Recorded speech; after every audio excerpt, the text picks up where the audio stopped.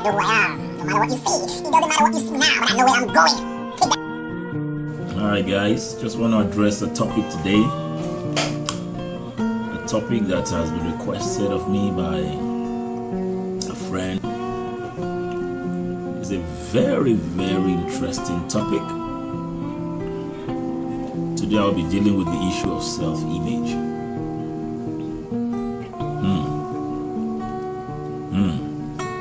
Self-image.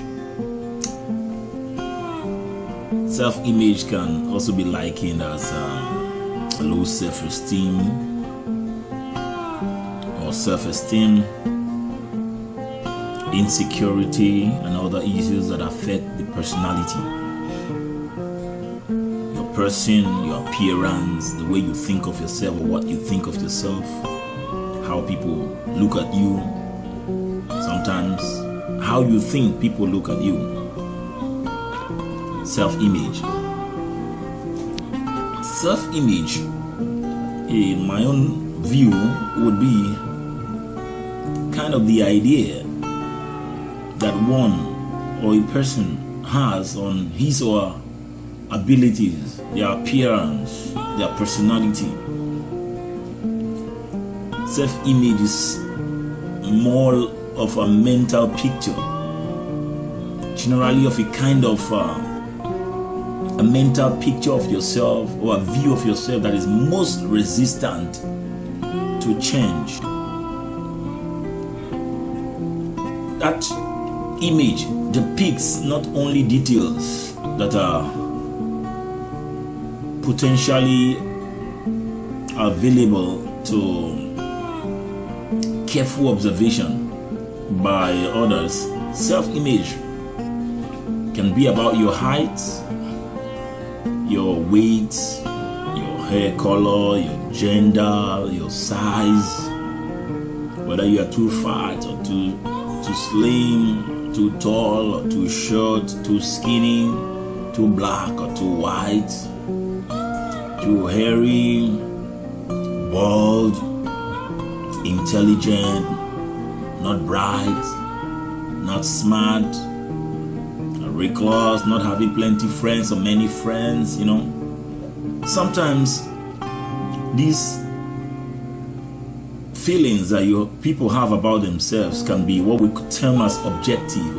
Objective meaning that they have to be discovered, you know, without you talking about them by another person.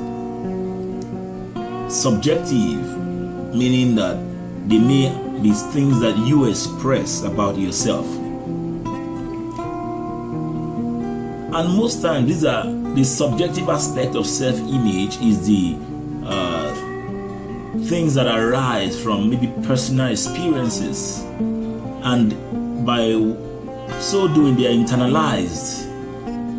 You know, you repeat them, you talk about them, you express them, you depict them, you act them, you live them, you know.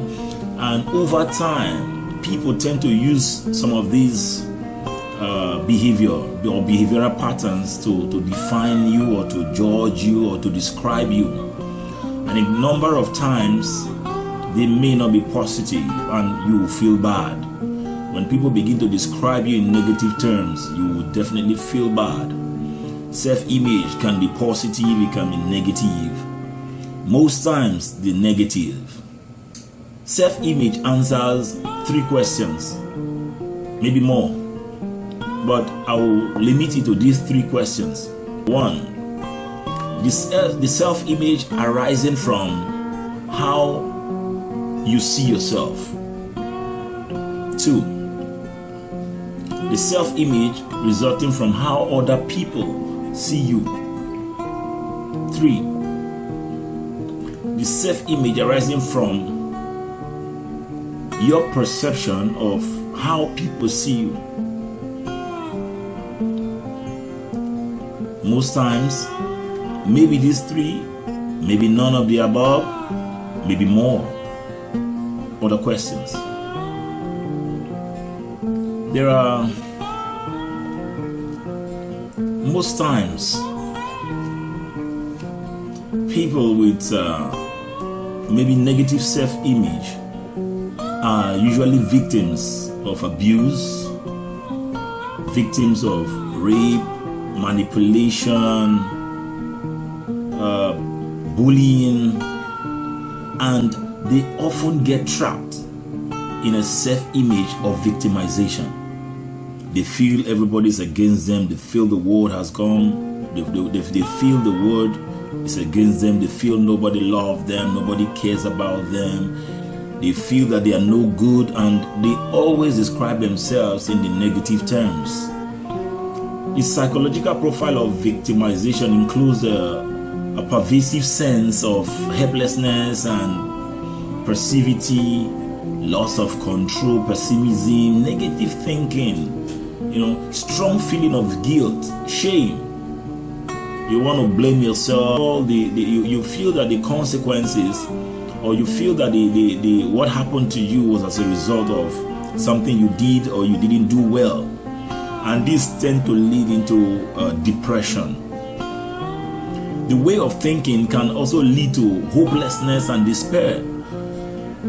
Most times when you make a request, you talk to friends, you have a need and you go to someone for help and you don't get things your way, you always feel that it is part of the effect of your self-image.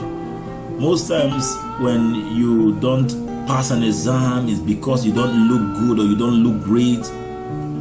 You feel that everyone is picking on you because of how you are or who you are. That is the feeling of hopelessness, that's the feeling of despair. You feel abandoned. Self-image is not about how you really look, but an opinion that you have of yourself. Now, that opinion is internalized, like I said earlier. It is about your own admission of your inadequacies. And you allow it to get at you. It affects how you look, it affects how you dress, it affects how you interact. Even when you do things wrong and people correct you, you most time will not even want to take those corrections because you feel everybody's looking down on you. And in most cases, it affects your self-esteem and your self-confidence. Some of these behaviors can also be described as what we call self-concept. Self-concept. What you think you look like. How you see yourself personally. Or how you see your own personality. You feel inferior, you feel inadequate. Or what you believe other people think of you. How much you like yourself. Or how much you think other people like you, the status you feel you have. There's a kind of similarity between self-image and self-esteem. Self-esteem is how you feel about yourself. You look at yourself, how do I look? How do I appear? Most times it is your opinion. Though self-esteem, self-image is about your opinion because they are both negative in their own sense. But self-esteem is about how you feel about yourself. While the self-image is about how you see yourself and how you believe other people see you. Self-esteem is about how you see yourself, but in self-image, you are more concerned with other people's opinion of you. They are closely connected though, because if you have a poor opinion of yourself, it affects your self-esteem, and by extension, it affects your self-image. Both ways, they will be low. Self-esteem will be low, self-image will be low. Self-image is a product of early childhood learning. Most times, an exposure of someone to what the parents say or do, what a caregiver may do or say. How is self-image developed?